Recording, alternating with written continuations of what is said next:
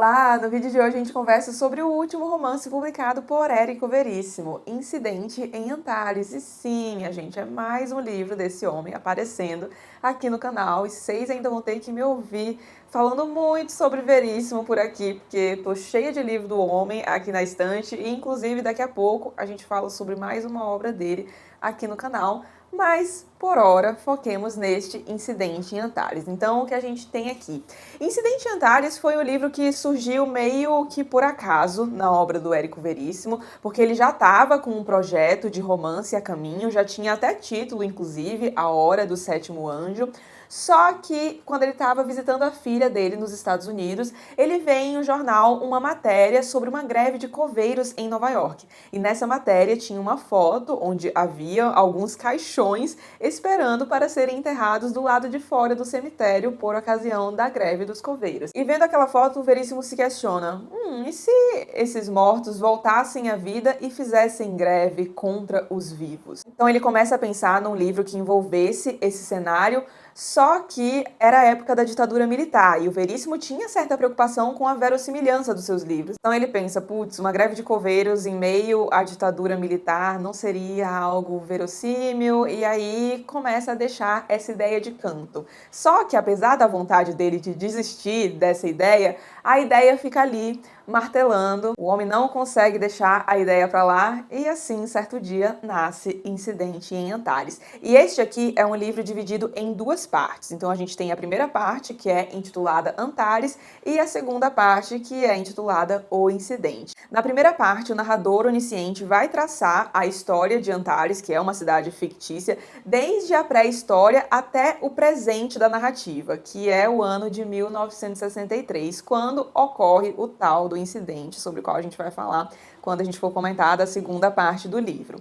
E aí, Antares, antes de virar Antares, era conhecida como o Povinho da Caveira. Gente, eu acho esse nome sensacional. É uma mistura de fofinho com macabro, sabe? E esse povoado ficou conhecido assim como o Povinho da Caveira porque ali naquela região acharam uma ossada que datava da pré-história. E aí a região ficou conhecida a partir disso. E esse Povinho da Caveira era um povoado bastante simples, que ficava situado às margens do rio Uruguai, não tinha muita gente ali, mas havia um proprietário de terras ali chamado Francisco Vacariano, ou Chico Vacariano, ou ainda Chico Vaca para os íntimos. E esse homem é descrito como sendo alguém bastante autoritário, tanto que ele vai se apropriando das terras ali na região, principalmente pela força. Então era literalmente, ó, me cede essa terra aqui, senão tua família vai morrer, vou fazer isso aqui, assim, assado. Era realmente pelo uso da força e pela violência, até que a sua família, chefiada por ele, se torna a família mais importante da região. Só que o povoado vai crescendo, vira Antares, deixa de ser o Povinho da Caveira, e assim algumas outras famílias vão migrando para aquela região, e entre essas famílias a gente tem os Campo Largos, que começam a ameaçar a soberania de Chico Vacariano, principalmente aí na figura de Anacleto Campo Largo, que era o chefe de família dos Campo Largos, e Chico Vaca, autoritário que era, não gosta nada disso e logo se inicia uma rivalidade histórica entre essas duas famílias que vai durar por um bom tempo. Essa primeira parte, aliás, me fez lembrar muito de O Tempo e o Vento, porque o Veríssimo faz com Antares aqui algo semelhante ao que ele faz lá em O Tempo e o Vento, só que com Santa Fé, que é pegar a cidade desde seus primórdios, mostrar como é que ela foi evoluindo. Ele vai apresentando as famílias mais importantes daquele lugar, também faz muito aquilo de alternar a história macro, ou seja, a história do nosso país, com a história mais micro que acontece ali na região de Antares, e eu adoro isso, e acho bem legal a maneira como ele cria uma mitologia aqui em torno de Antares, a começar pelo nome da cidade, porque ele coloca aqui alguns documentos históricos que vão nos ajudar a visualizar melhor a história de Antares, e um desses documentos é o relato de um naturalista francês, e a partir desse relato a gente entende que o nome de Antares viria por conta da estrela Antares mesmo. Só que aí depois nos é apresentada uma outra hipótese que circulava bastante ali na região, que era o fato de que em Antares havia muitas antas, e aí por isso o nome da cidade seria Antares. E além do documento do naturalista francês, a gente também tem um relato de um jesuíta que visita o Povinho da Caveira, e o que a gente tem de relato mais extenso aqui, por fim, é o documento que é produzido por um grupo de pesquisadores da URGS, chefiado por um homem chamado Martim Francisco Terra. Sim, você aí que já leu O Tempo e o Vento já está familiarizado com esse sobrenome, e é isso, a gente tem aqui um membro de uma das principais famílias que a gente acompanha lá em O Tempo e o Vento. E esse grupo faz um baita de um estudo sobre Antares, então falam da geografia do lugar, falam das pessoas que habitam aquele lugar, falam também das características gerais de Antares, das suas peculiaridades, e além desse estudo, a gente tem também alguns trechos do Diário do Martim Francisco Terra, que, aliás, é engraçadíssimo, eu dei boas risadas com esse diário, e esse diário é importante para a gente entender algumas figuras que estarão envolvidas no tal do incidente. E, pelo que eu vi por aí, essa primeira parte é um pouco controversa. Tem gente que gosta muito e tem gente que não gosta tanto assim. A segunda parte que costuma ser a mais unanimidade. E acredito que isso se deve ao fato de que a primeira parte é basicamente uma aula de história, porque a gente tem a história de Antares aqui. E não só a história de Antares, mas como eu falei, a gente tem muito da história do Brasil aqui. Só que isso é uma coisa que eu acho muito legal na obra do Veríssimo, porque isso acontece bastante também em O Tempo e o Vento, de ele falar muito da história do nosso país. E eu acho legal porque é como se a gente visse aquela história que a gente aprende na escola ganhar vida, ganhar cores, sabe? E aí a gente fica até mais interessado por ela. Ele fala até sobre isso aqui no livro, na primeira parte, e é bem legal, sobre o ensino de história na escola e como acaba ficando uma coisa meio monótona, porque pelo tanto de coisa que tem que ensinar pra gente em um curto período de tempo, eles acabam mostrando só um lado. É bem legal o que ele tem a dizer sobre essa questão aqui, apesar de bem breve. Entretanto, apesar da controvérsia em torno da primeira parte, eu acho que ela é essencial pra gente entender o que veio a seguir e como Antares chegou no estado de coisas, digamos, para que aquele incidente pudesse ocorrer. E falando em incidente, vamos comentar então sobre a segunda parte, intitulada O Incidente. Seguinte, o que acontece? Em 11 de dezembro de 1963, estoura em Antares uma greve de trabalhadores. Na primeira parte do livro, a gente fica sabendo que Antares é uma cidade bastante desigual, com a renda muito concentrada, como praticamente toda a cidade do Brasil, eu diria, não é? E aí tem alguns trabalhadores reclamando direitos, cobrando reajustes de salários, porque os salários são muito baixos e a demanda de trabalho é muito elevada, algo desproporcional, etc. E essa greve atinge, inclusive, o cemitério. Só que nesse mesmo dia, morrem 7 pessoas em Antares. E aí, no dia seguinte, que ia ser o velório desse povo todo, o povo ia ser enterrado, eles não conseguem ser enterrados porque o cemitério foi interditado pela greve. E aí é uma baita de uma confusão, porque uma dessas 7 pessoas que morreram é uma das principais damas da cidade, é a matriarca dos Campo Largo, Dona Quitéria. E aí vai muita gente pro velório, porque ela era uma mulher muito prestigiada, etc. Só que aí chega o pessoal ali para enterrar a Dona Quitéria e eles não conseguem entrar, porque tem uma galera ali, os grevistas, barrando o cemitério, já tem outros caixões do lado de fora esperando também para ser enterrados e começa a confusão, porque querem enterrar a Dona Quitéria, porque é uma grande dama, não sei o quê, mas os grevistas não querem ceder, porque eles veem na figura da Quitéria uma espécie de trunfo para que eles consigam ter as suas demandas atendidas mais rapidamente, porque, afinal de contas, era uma grande dama da cidade, tinha que ser enterrada e eles iam dar um jeito para fazer isso acontecer. E o jeito seria, na visão dos grevistas, atenderem às suas demandas, porque eles não iam tirar o pé dali enquanto suas demandas não fossem atendidas. E aí acaba que resolvem que vão deixar o caixão de Dona Quitéria ali mesmo, a Dona Quitéria fica como refém com os outros caixões das pessoas que morreram em Antares. E aí o pessoal que estava fazendo a confusão, o prefeito também, o pessoal da polícia, o chefe do clã dos Vacarianos, porque a essa altura a rixa tinha acabado e os 2 principais clãs de Antares já estavam amiguinhos, enfim, eles estavam fazendo confusão ali, resolvem voltar para a cidade para ver como é que eles vão resolver aquela situação com mais calma. E enquanto isso, os cadáveres estão lá do lado de fora do cemitério esperando o seu enterro. Só que aí, do dia 12 para o dia 13 de dezembro, um ladrão fica sabendo que a dona Quitéria morreu e que ela seria enterrada com algumas de suas principais joias. Joias essas que eram muito valiosas. E aí esse homem decide que vai abrir o caixão de dona Quitéria e pegar essas joias. Pois bem, eis que na calada da madrugada o homem vai lá, se infiltra na frente do cemitério, em meio aos caixões, abre o caixão de dona Quitéria e aí fica extremamente surpreso ao descobrir que dona Quitéria não só não foi enterrada com suas joias, pelo menos as joias não estavam ali com ela no momento, mas dona Quitéria também não parece estar morta, porque quando ele abre o caixão, dona Quitéria abre os olhos. E aí o homem, né, sai correndo, vai embora dali e dona Quitéria fica um pouco desnorteada, não sabe muito bem o que está acontecendo, porque ela lembrava de ter morrido, mas ali estava ela levantando. E aí ela vê que ela está na frente do cemitério, que tem alguns outros caixões ali com ela, vai abrindo esses caixões até que todos os caixões foram abertos e os 7 mortos estão ali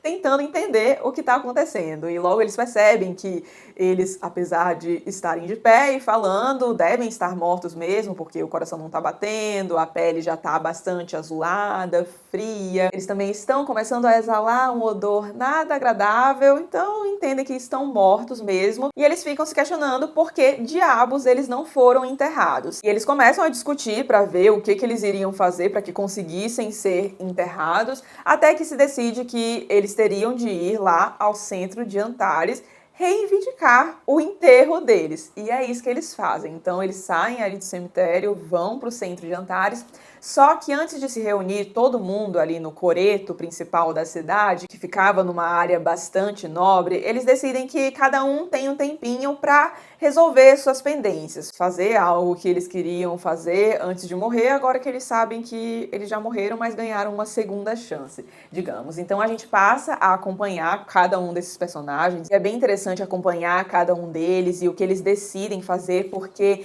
eles pertencem a diferentes estratos da sociedade. Então, por exemplo, a gente tem a dona Quitéria, que é uma das mulheres mais ricas da cidade, se não a mulher mais rica da cidade, mas a gente tem também, em contraparte, uma prostituta chamada Erotildes, cuja morte poderia perfeitamente ter sido evitada. A gente tem também um homem chamado João Paz, que morre através da tortura, só que tentaram ocultar esse fato, inclusive no laudo médico, quando colocam a causa de morte do João Paz, é um negócio bem complicado, e através dessas andanças dos cadáveres por Antares, o Veríssimo vai mostrando a sujeira daquela sociedade. Só que aí depois, ao meio-dia, eles se reúnem ali no coreto da cidade e é uma confusão generalizada novamente. Anteriormente já tinha sido uma confusão, porque eles começam a andar pela cidade e tinha gente que sabia que eles tinham morrido, e aí encontram, meu Deus do céu, como assim tá aqui? E a população vê que eles estão muito esquisitos, não parecem pessoas vivas mesmo, porque afinal de contas não estão, ninguém tá entendendo nada, o pessoal começa a falar em teoria de alucinação coletiva, é uma maluquice, mas mais maluquice mesmo é o que acontece ao meio-dia, ali no coreto da cidade, quando eles se reúnem, porque como eles já estão mortos, eles não têm absolutamente nada a perder. E aí eles aproveitam para fazer o quê? Lavar roupa suja em plena praça pública. Literalmente. Quer dizer, não tão literalmente assim, a parte da praça pública, mas a parte do lava-roupa não é literalmente, né? Vocês entenderam. E Antares, apesar de ser uma cidadezinha fictícia do interior, do sul do nosso país, é, na verdade, um microcosmo do Brasil. O Veríssimo se utiliza dessa narrativa aqui para fazer uma sátira e diversas críticas ao autoritarismo brasileiro, num ato de muita coragem, diga-se de passagem, porque este livro aqui foi publicado em plena ditadura militar no ano de 1971. Ou seja, ainda num dos períodos mais críticos da ditadura, que foi o governo do Médici. E já nas primeiras páginas deste livro aqui, eu fiquei pensando, meu Deus do céu, como é que este livro conseguiu passar pela censura? Porque o Veríssimo não é nada discreto aqui, ele fala de tortura abertamente, fala do envolvimento dos políticos com a tortura, fala da galera que fingia que não estava vendo nada. Ele faz aqui umas alusões muito claras ao que estava acontecendo no Brasil. E aí aí eu fui até pesquisar, porque eu fiquei, gente, não é possível que isso aqui passou na censura assim, deve ter rolado alguma coisa. E realmente, foi preciso que alguns planetas aí se alinhassem para que este livro aqui pudesse ser publicado. O que que acontece? Quando o editor recebe o livro e aí começa a ler, já pensa, meu Deus do céu, isso aqui vai dar problema, mas vamos tentar, né? E aí uma das coisas que é feita é um cartaz anunciando a publicação do livro, e aí tem um facsímile também da capa original do livro, da primeira capa do livro, na verdade, e este cartaz diz o seguinte: num país totalitário, a publicação desse livro seria proibida. Ou seja, num país totalitário. Não é o caso do Brasil, que era o que o governo militar estava tentando desmentir, né? Não queriam que acreditasse que era um país autoritário, totalitário, nem nada. Queriam fazer com que a população acreditasse que estava tudo tranquilo.